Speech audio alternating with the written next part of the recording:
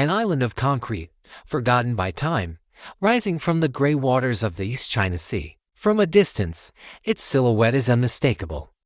Not of an island, but of a colossal, rust-streaked battleship, earning it the nickname Gunkanjima, the battleship island. This is Hashima Island. For nearly a century, it was a city of impossible superlatives.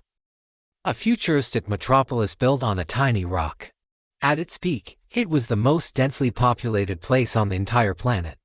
Today, its population is zero.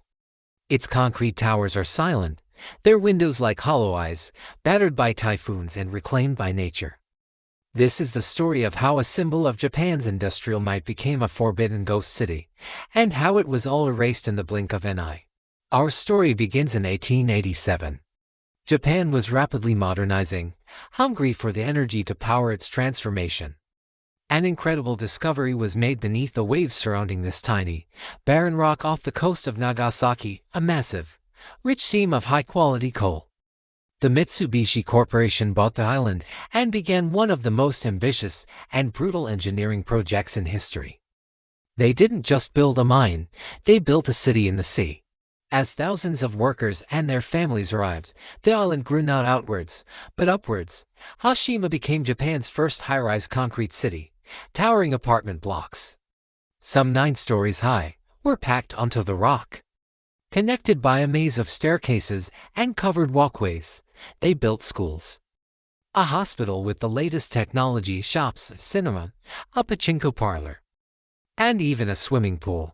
To create more space, they built rooftop gardens where children could play and families could grow vegetables, creating a surreal image of green life thriving atop a concrete fortress. For many of its Japanese residents in the mid-20th century, life on Hashima was a kind of utopia. Everything was provided by the company.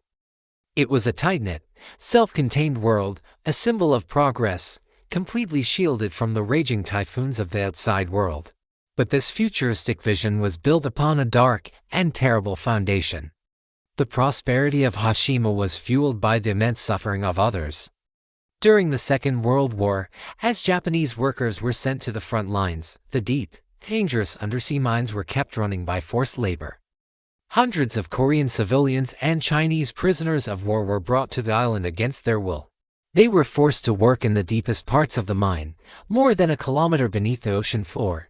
The conditions were hellish: intense heat, crushing humidity, and the constant threat of gas explosions and tunnel collapses. They were given starvation rations and subjected to brutal treatment. Many died from exhaustion, accidents, or malnutrition. Their story is the shadow that looms over Hashima, a dark secret that was buried for decades beneath the waves. After the war, the island roared back to life, hitting its peak population of over 5,000 people in 1959. It was a symbol of Japan's post-war economic miracle, a powerhouse of energy that helped rebuild the nation. But the fate of Hashima was not in its own hands. It was sealed by a global shift that was happening thousands of miles away. In the 1960s, the world began to fall in love with a different kind of black gold petroleum. Oil was cheaper, cleaner, and more efficient than coal. One by one, coal mines across Japan began to close. For years, Hashima held on, but the decline was unstoppable. In January of 1974, Mitsubishi made the stunning and final announcement: the Hashima coal mine was closing permanently. The entire island was to be shut down and abandoned. The news was a shock to the residents. For many, Hashima was the only home they had ever known. Now, they were being told to leave. The exodus was incredibly fast, almost like a panicked evacuation. In just 3 months, the entire city was emptied. Families packed what little they could carry, leaving behind a lifetime of possessions. Furniture, appliances, televisions, children's toys, family photos, all were left where they lay. It was a mass departure from a sinking ship. The final boat of residents departed on April 20th, 1974. As it pulled away, they looked back at their concrete home. A city still full of their belongings. A place that had been a bustling metropolis just weeks before. Now, it was completely silent. The island was officially sealed off, forbidden to all, and a 30-year slumber began. For the next 3 decades, Hashima was left to fight a lonely war against nature. Salt spray from the sea ate away at the concrete. Typhoons smashed through the windows, peeling paint from the walls and turning the covered walkways into wind tunnels. Weeds and small trees grew through the cracks in the pavement, their roots slowly breaking apart the foundations of the city. It became a perfect, undisturbed time capsule of 1970s Japan. Urban explorers who illegally visited the island returned with haunting photographs.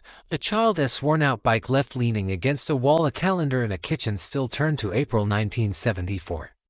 A telephone receiver hanging off the hook as if its owner left mid-conversation. The island re-entered the global consciousness in 2012, when it was used as the direct inspiration for the villainous desolate island lair in the James Bond movie, Skyfall. Its appearance cemented its image as a remote, mysterious, and dangerous hideout, sparking a new wave of interest in this forgotten ghost city. Today, the island is no longer completely forbidden.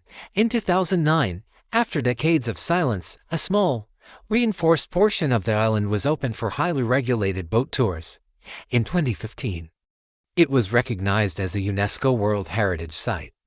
Praised as a testament to Japan's rapid industrialization, visitors can now walk along designated safe pathways, gazing at the shells of the crumbling apartment buildings, getting a small glimpse into the island's haunting atmosphere.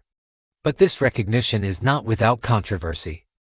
When the UNESCO status was granted, the Japanese government promised to tell the full history of the site, including the story of the forced laborers. However, visitors to the island today find very little mention of this dark chapter. This has created an ongoing international dispute, turning the island into a battleground over history and memory. Hashima Island is more than just a stunning ruin. It is a powerful monument with many meanings. It is a monument to Japan's incredible industrial ambition, a city built against impossible odds. It is a monument to the thousands of families who lived, worked, and died within its concrete embrace. And it is a monument to the forgotten victims whose suffering was the price of its success. It stands as a stark and silent reminder that even the most advanced and crowded places on Earth can be empty, and overnight, leaving only the ghosts of progress behind.